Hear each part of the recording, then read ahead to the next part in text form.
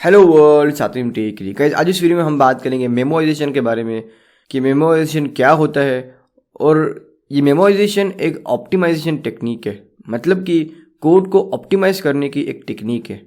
ये कोई fix syntax नहीं है जिसको कि आपको याद रखना होता है कि ये सिंटैक्स है और आपको इसको इसी सेम सिंटैक्स को प्रोग्राम के अंदर इम्प्लीमेंट करना होता है, बल्कि ये एक ऑप्टिमाइज कोड को ऑप्टिमाइज करने का एक तरीका है। हम इस मेमोराइजेशन टेक्निक को अलग अलग वे में अलग अलग तरीके से इम्प्लीमेंट कर सकते हैं, लेकिन आज इस वीडियो में हम सिंपलेस्ट एग्जांपल से समझेंगे जिससे कि आपको समझ आएगा कि ये मेमोराइजेशन टेक्निक किस तरीके से वर्क करता है और ये टेक्निक होती क्या है। So without wasting the time let's get started. So guys, सबसे पहले मैं आपको समझाता हूँ कि मेमोराइजेशन टेक्निक किस तरीके से वर्क करती है। फॉर एग्जांपल, हमारे पास जावास्क्रिप्ट में एक फंक्शन है और उस फंक्शन में हमने एक टास्क लिखा है, एक टास्क परफॉर्म करवाया है, मतलब कि वो फंक्शन एक टास्क परफॉर्म कर रहा है। ओके, और उस फंक्शन में हम आर्ग्यूमेंट में वैल्यू भी पास कर रहे हैं और उस आर्ग्यूमेंट की वैल्यू के बेस पर वो फंक्शन टास्क परफॉर्म करवा रहा है। अब समझिए कि आपने वो फंक्शन कॉल किया, फॉर एग्जांपल XYZ फंक्शन का नाम है, और आपने आर्ग्यूमेंट में 10 वैल्यू पास की। तो उस 10 वैल्यू के बेस पे वो XYZ फंक्शन अपना टास्क परफॉर्म करवा दिया। अब आपने same XYZ function same input से वापस कॉल किया, तो ये तो आपको समझ आ ही रहा होगा कि अगर हमने इनपुट सेम पास किया है तो हमें आउटपुट मतलब कि रिजल्ट एग्जैक्ट सेम ही मिलेगा। फॉर एग्जाम्पल, लाइन नंबर 2 पे हमने XYZ फंक्शन को कॉल किया और आर्ग्यूमेंट में 10 वैल्यू पास की, और वो सेम फंक्शन हमने लाइन नंबर 50 पे कॉल किया और आर्ग्यूमेंट में 10 पास किया, तो हमें आउटपुट सेम ही मिलेगा, क्योंकि उस फंक्शन में जो लिखा हुआ है टास्क वो तो सेम है और हमने जो इनपुट पास किए वो भी सेम है, तो ऑब्वियस है कि रिजल्ट भी सेम ही होगा।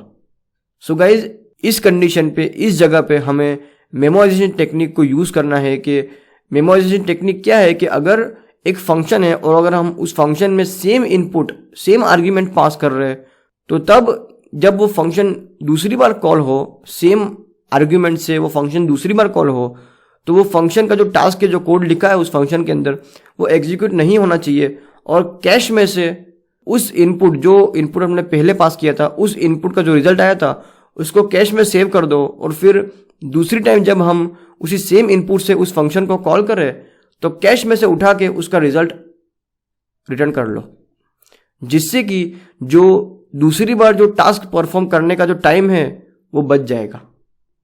मतलब कि हमने अपने कोड को ऑप्टिमाइज कर लिया। कि फॉर एग्जांपल, एक फंक्शन है जिसमें कि हमने 10 वैल्यू पास की है, तो फर्स्ट टाइम तो वो फंक्शन एग्जीक्यूट होगा पूरा फंक्शन, और जितना टाइम कंज्यूम करने का है, जितना टाइम वो टास्क कंज्यूम करने वाला है, वो फंक्शन कंज्यूम करेगा। लेकिन अगर हम वही फंक्शन को दूसरी टाइम कॉल कर रहे हैं सेम इनपुट से, उस XYZ फंक्शन को हमने 10 इनपुट से वापस कॉल कर रहे हैं लाइन नंबर 50 पे, तो तब वो फंक्शन पूरा एग्जीक्यूट नहीं होगा। वो सबसे पहले चेक करेगा कि क्या कैश में इसी सेम इनपुट से कोई रिजल्ट पड़ा हुआ है इस फंक्शन के लिए, और अगर है तो वो कैश में से उसका रिजल्ट उठा के डायरेक्ट रिटर्न कर लेगा और वो कोड को एग्जीक्यूट नहीं करेगा, उस फंक्शन के अंदर के जो कोड है उसको एग्जीक्यूट नहीं करेगा। राइट? तो फर्स्ट टाइम क्या होगा कि फर्स्ट टाइम जब फंक्शन एग्जीक्यूट होगा तो पूरा जो कोड है फंक्शन के अंदर, जो कोड लिखा हुआ, जो टास्क परफॉर्म करवाया है, वो पूरा कोड एग्जीक्यूट होगा और एट द एंड कैश में उस इनपुट के साथ उसका रिजल्ट सेव हो जाएगा। फॉर एग्जांपल, हमने 10 पास किया था आर्ग्यूमेंट में, तो 10 पास करने पे जो टास्क परफॉर्म होने के बाद जो फाइनल रिजल्ट क्रिएट हुआ, उस 10 इनपुट के साथ वो जॉइंट होके कैश में सेव हो जाएगा।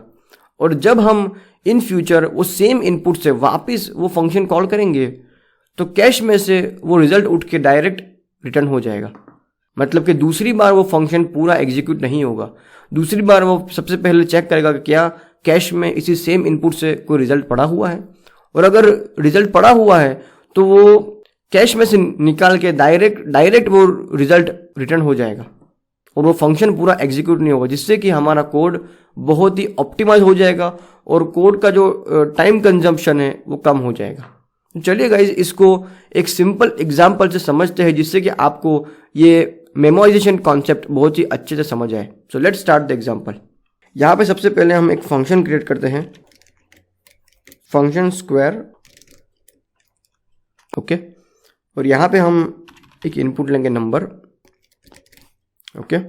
अब यहाँ पे हम स्क्वायर नंबर को स्क्वायर करने का कोड लिखेंगे। चलिए,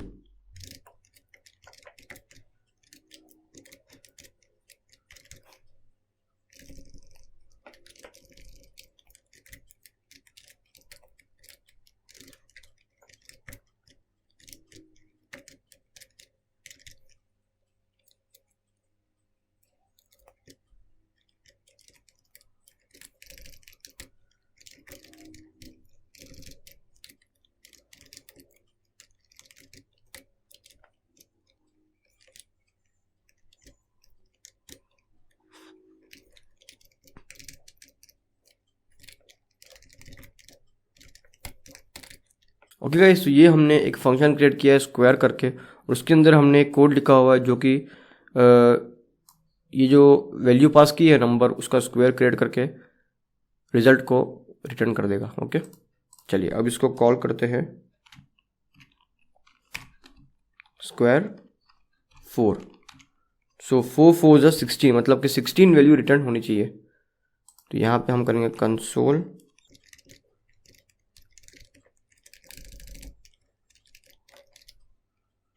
console.log square 4। चलिए प्रोग्राम को रन करते हैं।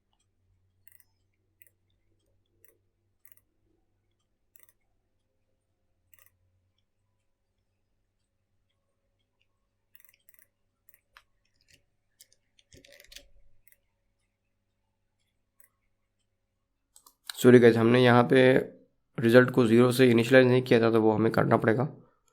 अब रिफ्रेश करते हैं। देखिए गाइस, परफेक्टली 4 × 4 16 प्रिंट हो गया है, मतलब कि 4 का स्क्वायर परफेक्टली प्रिंट हो गया है। चलिए गाइस, अब इसके टाइम को मेजर करते हैं कि कितना टाइम एग्जैक्टली इसने कंज्यूम किया है। ओके, चलिए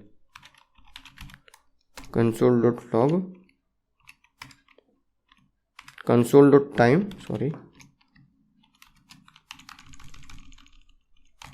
यहाँ पे करेंगे console.timeEnd। ओके, चलिए कंट्रोल सेव। देखिए गाइस, इसने 0.24 मिलीसेकंड कंज्यूम किया है। ओके, अब यहाँ पे मैं इसको 4 को हटा के 4000 कर लूँ, 4000 का स्क्वायर। Okay, control save. देखिए गाइस, इसने 33 मिलीसेकंड लिया इस कोड को एग्जीक्यूट करने में। 18 मिलीसेकंड, 15 मिलीसेकंड, 22, ये वेरी करता रहेगा based upon the performance of the computer and the usage of the computer. Okay, चलिए गाइस, अब यहाँ पे मैं इसी सेम चीज़ को रिपीट करता हूँ। Copy paste paste,